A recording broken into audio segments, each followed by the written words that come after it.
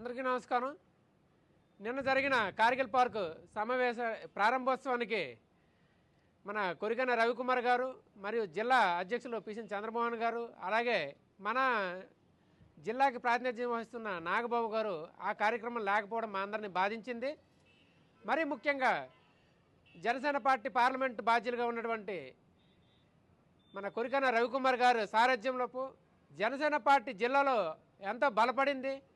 మరియు ఎన్నో సేవా కార్యక్రమాల ద్వారా వారు జనసేన పార్టీని ప్రజల్లోకి తీసుకువెళ్తూ తనదైన ప్రత్యేక ముద్ర వేయించుకున్నటువంటి నాయకులను నిన్నటి కార్యక్రమాలు గుర్తించకపోవడం మా అందరిని కూడా చాలా కలిసివేసింది. తర్వాత ఒక బలమైన సామాజిక వర్గం నుంచి ఒక బలమైన నేతగా ఎదుగుతున్నటువంటి ఒక నాయకుడిని ఇలాగ అనగదొక్కడం అనేది కూడా చాలా బాధాకరము. అటువంటి నాయకులను ప్రోత్సహించాలే తప్ప ఇలాగ నిరుత్సాహపడుతూ ఇలాంటి కార్యక్రమాలకు దూరం పెట్టడం కూడా చాలా బాధాకరము. ఖచ్చితంగా కొరికన రవికుమార్ గారి నాయకత్వం పాతపట్నం నియోజకవర్గంతో పాటు శ్రీకాకుళం జిల్లా మొత్తం కోరుకుంటుంది. అటువంటి నాయకులు జనసేన పార్టీలోకి రావడం మా అందరికి కూడా చాలా సంతోషకరం.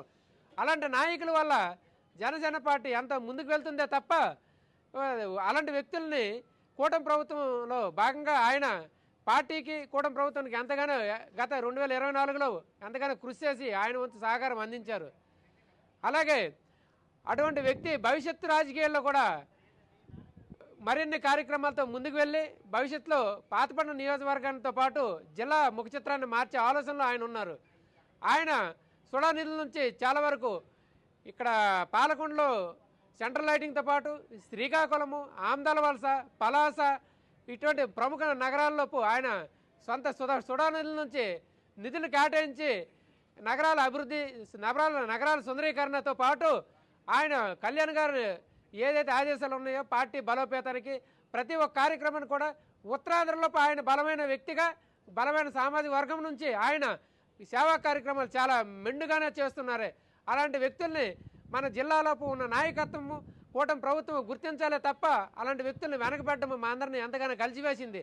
దయచేసి ఈ విషయాన్ని మరొకసారి ఇలాంటి పునరావృతం కాకుండా చూడాలనేసి మేము జనసేన పార్టీ నుంచి డిమాండ్ చేస్తూ కూటమి ప్రభుత్వాన్ని మేము గౌరవిస్తున్నాం. కాబట్టి ఈరోజు మేము మా అందరికి బాధ అనిపించి మేమందరం ఇక్కడ సమావేశంలో మేము మా యొక్క ఆవేదన మేము తెలియజేసుకుంటున్నాం.